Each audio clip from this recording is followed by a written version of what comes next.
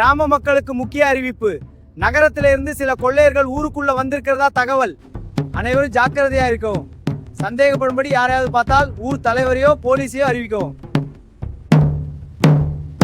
கதவை தாப்பர் போட்டுக்கோ. ஊருக்குள்ள புதுசா திருடர்கள் கூட்டம் வந்திருக்க. சரியம்மா, ஊருக்குள்ள இருக்கிற திருடங்க பத்தாதுன்னு புதுசா ஒரு கூடமா? அது இந்த ஊரோட சாபக்கேடு. நீ ஒழுங்கா படிச்சு தப்பிக்கிற வழிய பாரு. தெரியாதவங்க யார் வந்தாலும் கதவை திறக்காத.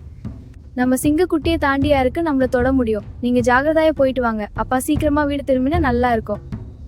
உங்க அப்பா ஒரு நல்ல குடிமகன். அவர் நம்ப முடியாது. நம்மள நாம தான் பாத்துக்கணும்.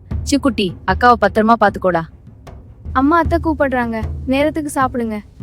சரி, போகலாம்.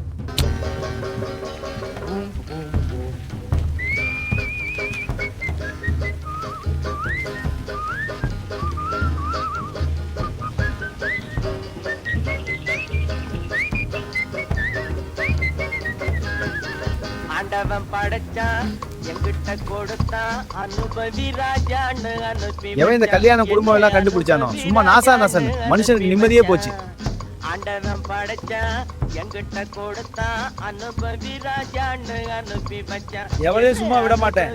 எனக்கும் நேரம் வரும், அப்போ எல்லாத்தையும் என்ன பண்றேன்னு பாரு.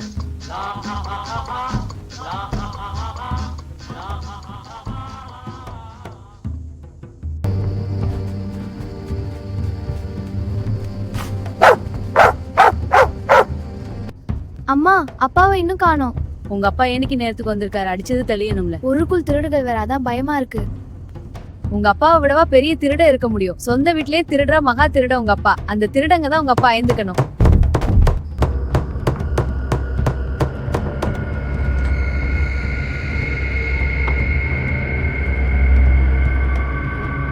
அப்பா தான் வந்திருக்காரு. அம்மா எங்க ஓடுற?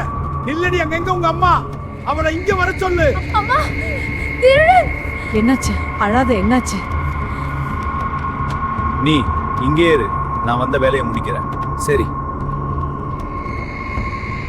இவளுக்காக சேர்த்து வச்ச நகை பணம் எங்க? சொல்லு. இல்ல அடிச்சே கொன்ற. குடிச்சு உங்களுக்கு மூளையே மங்கிடுச்சு. ஒரே ராத்திரியில ரெண்டு பெரிய பிரச்சனை தீர்க்கிற எனக்கா மூளை மங்கி இருக்கு. உனக்கு நான் வேலைக்கு போகலன்னு பிரச்சனை, எனக்கு நீங்க ரெண்டு பேரும் பிரச்சனை. அவர் தான் என்னோட கூட்டாளி, இதுதான் என்னோட தொழில். இன்னையோட உங்களுக்கு விடுதலை, அதோட எல்லா பிரச்சனையும் முடிஞ்சிடும்.